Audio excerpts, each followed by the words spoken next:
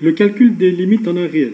Pour revoir donc ce chapitre, nous allons voir différents exemples qui nous permettront de revoir les différents cas pour calculer les limites en un réel.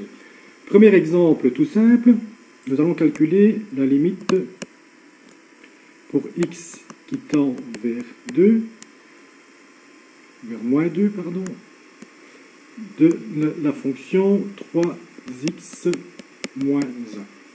Tout d'abord, déterminons le domaine de définition de notre fonction. Nous voyons que notre fonction 3x moins 1, nous n'avons pas de racine carrée, nous n'avons pas non plus de fraction. Donc, les conditions d'existence sont très simples, puisqu'il n'y en a pas. Ce qui nous donne donc comme domaine l'ensemble des réels. Domaine de notre fonction, l'ensemble des réels. Puisque la valeur pour laquelle on cherche la limite, qui est ici donc moins 2, est bien adhérente à notre domaine, qui est l'ensemble des réels, on peut donc calculer cette limite. On va donc remplacer dans notre expression, ici dans notre fonction 3x moins 1, on va remplacer tous les x par la valeur moins 2 et calculer notre résultat. Ça va nous donner donc 3 fois moins 2 moins 1, ce qui nous donne moins 7. On trouve donc la coordonnée d'un point, le point ayant comme valeur en x moins 2 et comme valeur en y moins 7. Nous avons donc comme résultat le point moins 2 moins 7 qui est tout simplement un point du graphique. Un point du graphique. Voilà. Alors exemple suivant. Donc ça c'était notre premier exemple. Exemple 2 dans le même style. Prenons donc par exemple la limite pour x qui tend vers 4 de x tout simplement. Ici également, condition d'existence très simple, il n'y en a pas. Le domaine de notre fonction, l'ensemble des réels. Le point pour lequel on recherche la limite 4 est bien adhérent au domaine, donc on peut calculer cette limite en remplaçant tous les x par cette valeur 4, ce qui nous donne 4. On a donc comme résultat le point 4, ça c'est notre x ici, en y on a également trouvé 4, qui est un point du graphique tout simplement. C'est un point du graphique. Donc ça c'est les exemples les plus simples pour lesquels nous avons donc le point pour lequel on cherche la limite qui est adhérent au domaine, on remplace tous les x par le point pour lequel on cherche la limite, et on trouve une réponse qui nous donne les coordonnées d'un point, qui est donc un point du graphique. Voyons maintenant un exemple suivant. Je vais effacer donc ceci. Alors nous allons calculer la limite. Donc, la limite pour x qui tend vers 1 de racine de x moins 5. Ici donc, même chose, on calcule les conditions d'existence, on a une racine carrée. Donc qui dit racine carrée signifie que tout ce que nous avons ici en dessous, le radicand doit être plus grand ou égal à 0. Donc comme condition d'existence, nous allons trouver x moins 5 plus grand ou égal à 0. Ce qui nous donne, si on fait passer le moins 5 de l'autre côté, ça nous donne x plus grand ou égal à 5. Nous avons donc comme domaine de définition de la fonction, nous avons domaine de f égale donc tout ce qui est plus grand égal à 5. Or, nous voyons que nous recherchons, nous, ici, la limite pour la valeur x qui tend vers 1. 1 n'est pas adhérent au domaine, puisque le domaine, c'est tout ce qui est plus grand ou égal à 5. 1 est plus petit que 5, donc 1 n'est pas adhérent au domaine. Donc, dans ce cas-ci, c'est très simple. Tout simplement, la limite n'existe pas. La limite n'existe pas. Et à chaque fois qu'on va trouver donc un point pour lequel on cherche la limite qui n'est pas adhérent au domaine, ce sera toujours la même chose, la limite n'existe pas. Alors, voyons un exemple suivant. Alors, nous allons prendre l'exemple maintenant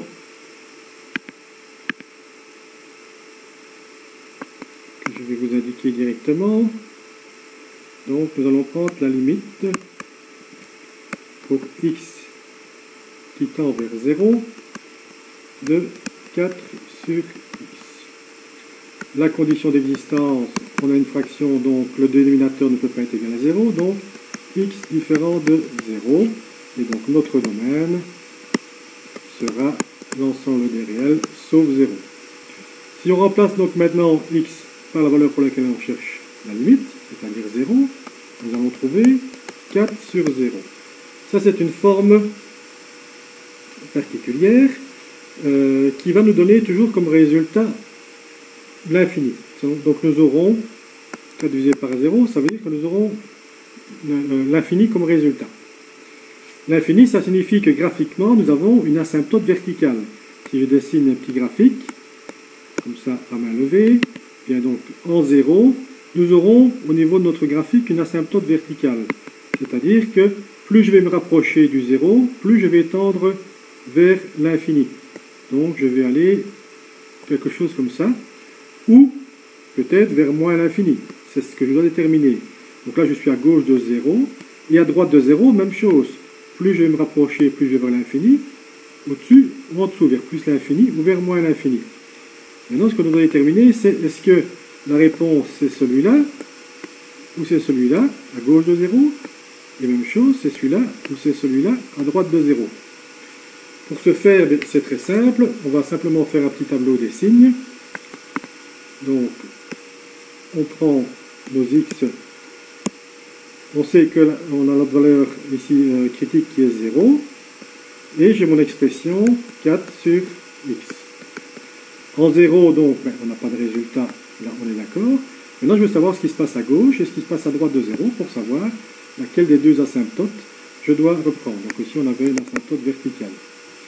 Si je prends ici comme exemple, je vais prendre une valeur qui se trouve à gauche de 0. Je vais prendre par exemple moins 1. Si je remplace mon x ici par moins 1, je vais avoir 4 divisé par moins 1, ce qui me fera moins 4. J'ai donc un résultat négatif. Et à droite, si je prends 1, je vais avoir 4 divisé par 1, ça fait 4, j'aurai un résultat positif. Donc je constate avec mon petit tableau des signes que à gauche de 0, je suis dans les négatifs, à droite, je suis dans les positifs. Si je suis dans les négatifs à gauche, c'est donc bien cette asymptote-ci que je dois prendre, et pas celle-ci au-dessus, et pas celle-ci. À droite, je suis dans les positifs, donc c'est donc bien celle-ci que je dois prendre, et pas celle-ci. Voilà pour cet exemple. Donc à chaque fois qu'on va retrouver comme résultat une valeur divisée par 0, nous aurons toujours une asymptote verticale au point pour lequel on recherche la limite. Et donc on va rechercher si c'est l'asymptote qui tend vers plus l'infini ou vers moins l'infini à gauche, même chose à droite, en faisant notre petit tableau des signes. Prenons un autre exemple dans le même système, avec le même raisonnement. Alors, on va y passer. Donc, si je calcule maintenant la limite pour x qui tend vers 0 de l'expression 3x moins 1 divisé par x. Ma condition d'existence, c'est relativement simple, donc c'est x différent de 0, et donc mon domaine, ce sera l'ensemble des réels sauf 0. Même chose ici, si je remplace donc mes x par 0, je vais trouver 3 fois 0 moins 1, ce qui fait moins 1, sur 0. J'ai donc de nouveau le même résultat, j'ai une valeur divisée par 0, donc je sais que j'aurai une asymptote verticale en 0. Il faut que je détermine donc graphiquement si je dois prendre celle qui va vers plus l'infini ou celle qui va vers moins l'infini à gauche, et même chose à droite, celle qui va vers plus l'infini ou celle qui va vers moins l'infini à droite. Donc, même principe, je fais mon petit tableau des signes. Donc la valeur critique ici que je recherche, c'est ce qui se passe à gauche, à droite de 0. J'ai mes deux expressions donc avec mon numérateur et mon dénominateur. Donc 3x moins 1 et ensuite x. Et donc je vais regarder ce qui se passe à gauche et à droite du 0 qui m'intéresse. Ce que je peux également déterminer, c'est que l'expression du numérateur ici, 3x moins 1, elle va s'annuler en x qui vaut 1 tiers. 1 tiers fois 3, ça fera 1 moins 1, ça fera 0. Donc ça, cette valeur particulière, je peux également l'indiquer dans mon tableau des signes. Donc j'aurai 3x moins 1 qui vaudra 0 à 1 tiers, et x qui vaudra 0 en 0. Si je fais mon petit tableau des signes, donc qu'est-ce qui se passe pour 3x moins 1 à gauche de 1 tiers, donc par exemple en 0, mais j'aurai un résultat qui sera négatif. À droite, j'aurai un résultat qui sera positif. Et en 0 pour x, ben, ce sera négatif à gauche et positif à droite. Ensuite, je n'ai plus qu'à additionner les signes. Moins divisé par moins, ça fera plus. Divisé par 0, je n'aurai pas de résultat. Moins et plus, ça fera moins. Ici, ça fera 0. Et plus, ça fera plus. Donc moi, ce qui m'intéressait de voir, c'était ce qui se passait à gauche et à droite de 0. Je vois qu'à gauche, je tends vers une réponse qui est positive. C'est donc bien celle-ci qui sera la bonne et pas celle-ci. Et à droite de 0, je tends vers une réponse qui sera négative. Donc c'est donc bien celle-ci qui sera la bonne et pas celle-ci. Ce qui me donne donc comme résultat, au final, la limite, plus visible, la limite pour x qui tend vers 0, moins, pour indiquer, donc je vais indiquer la valeur à gauche de 0, donc de mon expression 3x moins 1 divisé par x, ça va me donner plus l'infini, je tends vers plus l'infini, et la limite pour x qui tend vers 0 plus, donc à droite de 0, de 3x moins 1 sur x, ça me donnera donc moins l'infini. Voilà donc pour ce cas. Nous allons voir encore un autre cas, une autre forme. Je vais prendre, je vais passer ici.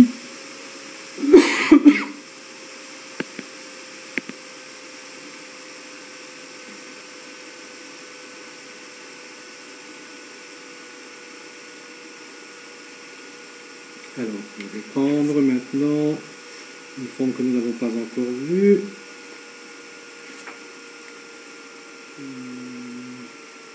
Voilà, je vais prendre donc ici la limite pour x qui tend vers 1 de x4 plus x3 moins 2 sur x4 plus x2 moins 2. Dans cette fonction, si je remplace donc x par la valeur pour que je cherche la limite, donc 1, je vais arriver à un résultat 1 au carré, ça fera 1, plus 1 exposant 3, ça fera 1, donc ça fera 1 plus 1, 2, moins 2, 0, sur, même chose, 0.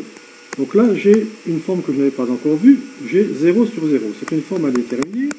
Et je vais essayer de lever la détermination en simplifiant mon expression ici, de façon à trouver autre chose que 0 sur 0 qui me pose problème. Pour cela, je vais factoriser le numérateur, et je vais factoriser le dénominateur, et je vais essayer de simplifier mes expressions. Donc mon numérateur, pour le factoriser, je vais utiliser la méthode de Cramer. Méthode de Cramer, donc là je vais travailler sur le numérateur tout d'abord. Je vais reprendre dans un petit tableau, voilà. Ici je vais indiquer ma valeur pour laquelle je cherche ma limite, c'est-à-dire 1. Et ensuite ici, je vais indiquer les coefficients de mes x au numérateur.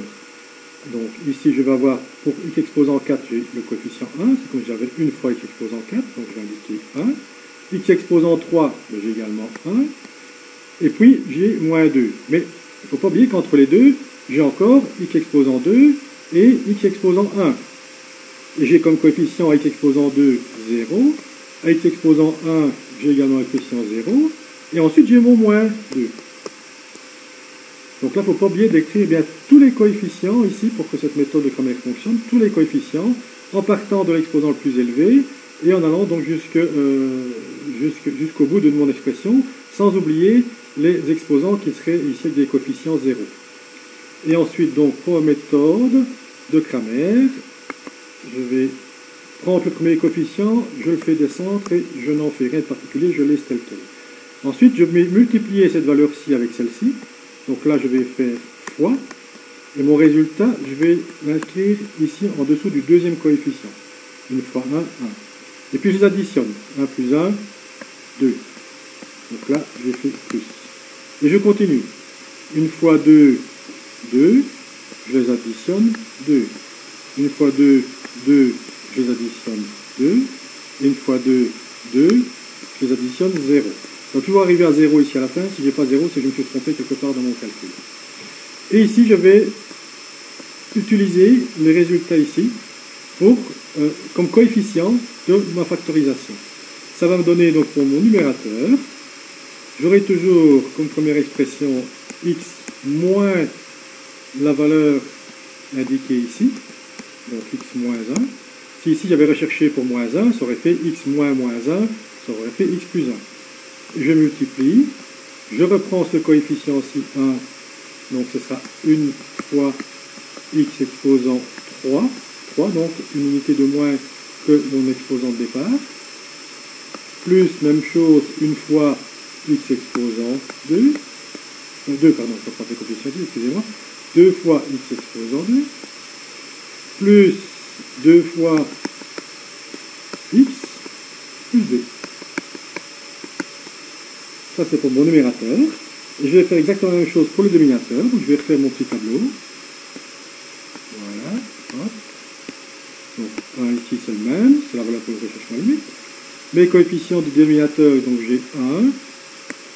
Pour x exposant 4. Pour x exposant 3, j'ai 0. Ensuite j'ai 1 pour x exposant 2.